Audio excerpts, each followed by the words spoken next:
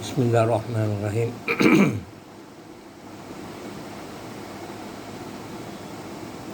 வாழ்க வையகம், வாழ்க வையகம், வாழ்க வளமுடன், வாழ்க வளமுடன். அருள் பேராற்றல் கருணையினால் உடல் நலம் நீலாயிலும் இறைச்சலும் உயர்ப்புகள் மெஞ்ஞானம் ஓங்கி வாழ்வேன். பிஸ்மில்லாஹிர்ரஹ்மானிர்ரஹீம். இப்பொழுது நாங்கள் பேசுவது என்னவென்றால் களிமாவின் ஞான விளக்கம், களிமாவின் ஆத்மீக ஞான விளக்கம், அதுகளை பற்றி தான் இப்பொழுது நாங்கள் பேச இருக்கிறோம். களிமாவுக்கு லா இலாஹ இல்லல்லாஹு முஹம்மது ரசூலுல்லாஹி மொத்தம் 24 எழுத்து. 24 எழுத்து சூஃபியாக்கள் அதை சுருக்கி அடக்கி மடக்கி சுருக்கி 3 அக்ஷரமாக 3 அர்புகளாக 3 எழுத்துக்களாக அவர்கள் அங்கே சுருக்கி இருக்கிறார்கள். சூஃபியுடைய ஞான தத்துவ அடிப்படை முறைகளில் ஹா என்றும் ஹூ என்றும் ஹி என்றும் ஹா ஹூ ஹி இதுதான் களிமாவின் சுருக்கம். லா இலாஹா இல்லல்லாஹு முஹம்மது ரசூலுல்லாஹி. இது 3, இந்த 3 தான் குறுகிய விளக்கம். இப்போ லா என்றது ஊர்வ எழுத்து, ஹூ என்றது உயிரெழுத்து, ஹி என்றது கருவெழுத்து. இப்போ கருவாகி உயிராகி வந்ததே களிமா, கருவாகி உருவாகி உயிராகி வந்ததே களிமா. லா இலாஹ இல்லல்லாஹு முஹம்மது ரசூலுல்லாஹி என்று சூஃபியாக்கள் ஆத்மீக ஞான அடிப்படை முறைகளில் அவர்கள் அங்கே விளக்கத்தை தருகின்றார்கள். இந்த பிரபஞ்சத்தினுடைய தத்துவ ஞான அடிப்படை முறைகளை நோக்கும் என்று சொன்னால் களிமாவை கொண்டு லா என்றது மண், இலா என்றது தண்ணீர், இல்லா என்ற காற்று, அல்லா என்ற நெருப்பு, பூ என்றது ஆகாயம், 5 பஞ்சபூதத்தின் வடிவுதான் மனிதன். 10 லட்சம் கோடி அணுக்களின் சிருஷ்டி ரூபம்தான் மனித அவதாரம் என்று சூஃபியாக்களுடைய ஏகத்துப்பிய கருத்துக்களாக இருக்கின்றது.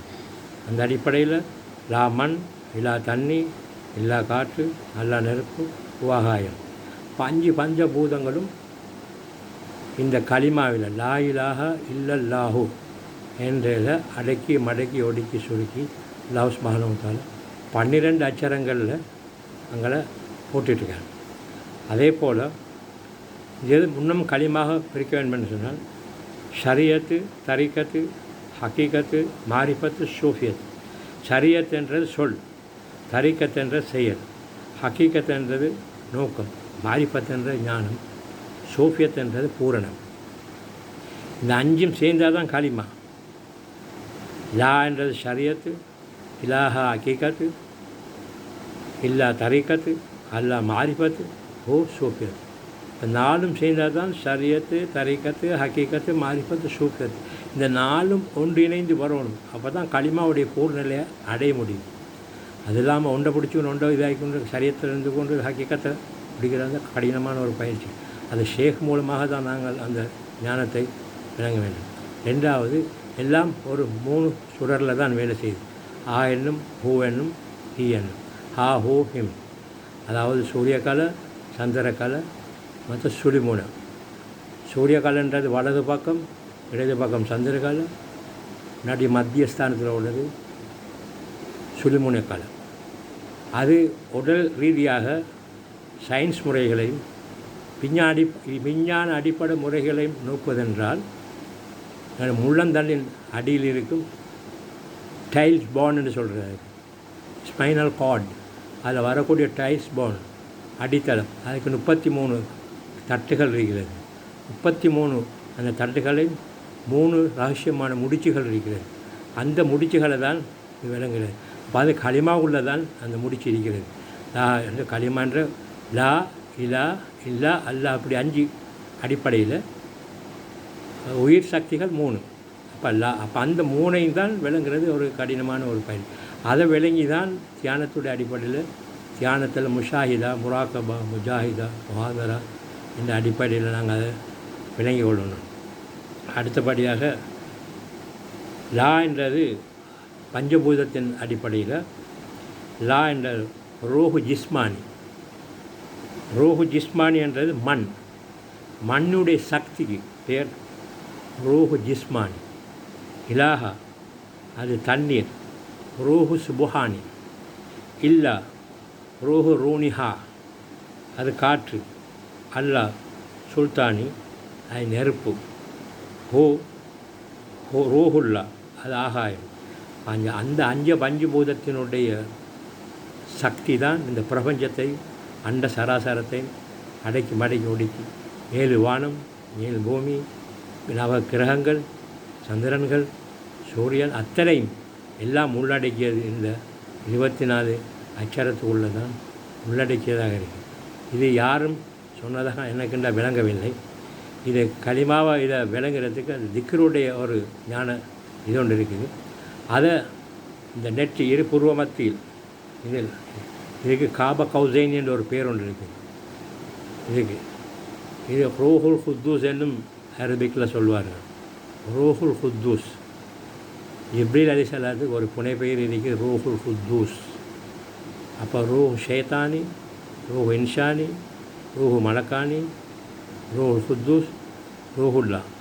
ஒரே ரூஹு 5 சிபத்துகளை கொண்டு 5 மர்த்தபாக்களை கொண்டு அது பேர்நாமம் பெற்றிருக்கிறது. எல்லாம் ஒன்று ரூஹ். அந்த ரூஹுல் குத்தூஸுக்குள்ளே தான் இஸ்முல் ஆலமும் அதுதான். காப கௌசைனுடைய கருவை அறியாமல் காலமெல்லாம் வீண் காலம் ஆகுதே அல்லாஹ். காப கௌசைன் அந்த நினைவின் சூட்சம் இது பிட்யூரிட்டி கிளாண்ட். அதுக்கு அடுத்தாப்பில் உச்சியில் இருக்கிறது பீனியல் கிளாண்ட். இந்த பிட்யூரிட்டி கிளாண்ட் தான் மாஸ்டர் ஆர்கன்ஸ். இந்த எங்களோட உடலில் இருக்கக்கூடிய 72 அடி நாடி நரம்புகளையும் பிணைக்கப்பட்டது தான் மனித கூடு. இந்த கூட்டுக்குள்ளே இருக்கக்கூடிய அத்தனை ஆர்கன்ஸ்லேயும் மாஸ்டர் ஆர்கன்ஸாக ஒரு குரு ஆர்கன்ஸாக இருக்கக்கூடியது தான் இந்த பிட்யூரிட்டி கிளாண்ட். இந்த கிளாண்டுக்குள்ளே தான் நினைவாற்றல், ஞான சக்தி, ஆத்மீக சக்தி, ஒளியுடைய சக்தி, பிரபஞ்சத்துடைய சக்தி, கேலக்ஸியுடைய சக்தி அத்தனை ஈர்த்தி இழுக்கக்கூடிய மகா ஒரு பொக்கிஷ கருவூலமாக இருப்பது தான் இந்த பிட்யூட்டரி கிளாண்ட். இது விஞ்ஞான அடிப்படையில் நாங்கள் பார்க்க வேண்டும். அதில் சொல்லப்படுது உலகம் 3 விதமாகவும் அமைக்கப்பட்டிருக்கிறது. உலகம் என்பது 3 விலகமாக பிரிக்கப்பட்டது. ஆலமுல் முல்க், ஆலமுல் மலக்கூத், ஆலமுல் அம்ரு. ஆலமுல் முல்க், ஆலமுல் மலக்கூத், ஆலமுல் அம்ரு. ஆலமுல் ஜட உலகம், சுக்கும உலகம், காரண உலகம். இந்த 3 உடலும் சேர்ந்தது தான் மனித ஒரு சிருஷ்டியாக இருந்து கொண்டிருக்கிறது. மனிதனை ஆட்டி படைக்கிறது 3 ஜீவனாம்சருடைய அடிப்படையில் முறையில் பார்க்கும்பொழுது இந்த ஜீவனாம்சம் வாழ வைக்கிறது பணத்துடைய அடிப்படையில். பணமே ஜீவனாடி, வாழ்க்கையின் ஜீவனாடி பணம், உடலுக்கு ஜீவனாடி உயிர், காமத்தின் ஜீவனாடி யோனி. இந்த 3 சேர்ந்து 3000 கோடி சக்திகளை திரட்டி மனிதனை ஆட்டி படைத்து சாரா புழிஞ்சி நாரா எடுத்து சக்கையா துப்புதடா என்று தக்கல வீர்மொழியுள்ள அவர்கள் ஒரு கட்டத்தில் அவர்கள் வர்ணிக்கிறார்கள். மகா சக்தி வாய்ந்தது. இது எப்படி இதிலிருந்து ஒரு விமோச்ச நிலம் அடைவதற்கு தான் எங்களுக்கு தியானத்தை அடிப்படை முறையில், ஆத்மீக ஞானத்துடைய அடிப்படையில், களிமாவை ஆத்மீயுடைய ஞானத்துடைய சுக்குமத்துடைய ஆணி வேரை விளங்கி கொண்டு தான் தியானம் பண்ணணும். யார் ரசூலுல்லா சஹாபாக்களுக்கு சொல்லி வைத்தார்கள், தொழுகை மூமீன்களுக்கு ஒரு மெஹராஜாக இருக்கும் என்று யார் ரசூலுல்லா சஹாபாக்களுக்கு எத்தி வைத்தார்கள் என்று ஹதீஸ்களை கூறப்பட்டிருக்கிறது. மெஹராஜுடைய தொழுகை யார் தொழுந்தார்கள்? தொழுகை மூமீன்களுக்கு ஒரு மெஹராஜாக இருக்கும், முஸ்லீம்களுக்கு அல்ல, மூமீன்களுக்கு. மெஹராஜுடைய தொழுகை எப்படி தொழுவது? அவுலியாக்கள், சூஃபியாக்கள், இறைநேசர்கள், நபிமார்கள், புதுமார்கள், ஆர்பீன்கள், இறைநேசர்களுடைய வணக்கத்துடைய அடிப்படை தத்துவ ஞான கருவூலங்களுடைய மர்த்தபா அது வேறு. நாங்கள் சாதாரணமாக செய்யக்கூடிய அமல்கள் அது வேறு, அதனுடைய மர்த்தபா வேறு. அதை நாங்கள் விளங்கி தன்னை அறிந்தால் தனக்கு ஒரு கேடு இல்லை. மண் அரப்ப நப்தஹு ஃபகத் ரப்பு. தன்னுக்குள் இருக்கக்கூடிய அந்த ஆத்ம ஜோதி, ஆத்மீக ஜோதி, உள்ளிருக்கக்கூடிய அந்த ஆத்மீக ஜோதி அதை விளங்கி அறிந்து புரிந்து அந்த உணர்வின் மூலமாக உடலும் உயிரும் சேர்ந்து செய்வது தான் உண்மையான ஒரு வணக்கமாக இருந்து கொண்டிருக்கிறது. இந்த அடிப்படையில் எங்களுக்கு எல்லாம் வல்ல இறைவன் இந்த பாக்கியத்தை எங்களுக்கு தர வேண்டும் என்று நாங்கள் வேண்டிக் கொள்வதோடு, அடுத்தபடியாக நான் சொன்ன விஞ்ஞான ரீதியாக பார்க்கும்பொழுது கொண்டு இந்த உலகத்தை பிரபஞ்சத்தை ஆட்டி படைக்குது நியூட்ரான், புரோட்டான், எலக்ட்ரான். நியூட்ரான்றது காற்று, புரோட்டான் என்று சப்தம், எலக்ட்ரான் என்று நெருப்பு. இந்த மூணும் சேர்ந்து தான் உலகத்துடைய இயக்க மூலப்பொருளாக சத்தம். உலகத்துடைய ஜீவ நாடி கருவூலத்துடைய வேறு நாதம் என்று சொன்னார்கள் சூஃபிகள், அவுலியாக்கள், ஞானிகள், யோகிகள், ரிஷிகள், இப்படி பலதரப்பட்ட ஞானவான்கள் பல விளக்கங்களை கொடுத்திருக்கின்றார்கள். அந்த அடிப்படையில் நாங்கள் எப்போ விளங்குது, அப்போ நாங்கள் இதை செஞ்சு பொழுது, காலையில் செய்யும் பொழுது எங்களுக்கு கஃபநாடியை வெட்டுது, பித்தம் கஃபநாடியை வெட்டுது. காலையில் தியானம் பண்ண போனது முண்டக்கமலம், அதில் தான் அந்த கஃபம் இருக்கிறது. இருதய கமலத்தில் பித்தம், அதை நாங்கள் தியானம் பண்ண போனது பித்த நாடியை வெட்டுது. உந்தி கமலம் என்று சொல்வது தொப்புள் குழி. அந்த தொப்புள் குழியில் வச்சு நாங்கள் அந்த திக்கரை ஓட்டுவார்கள் என்றால் வாத நாடியை குறைக்கின்றது. இப்படி இந்த சூஃபியாக்கள் அடிப்படை முறைகளில் விளங்கிக் கொள்வது ஒரு கடினமான ஒரு பயிற்சியாக இருந்து கொண்டது. அடுத்தபடியாக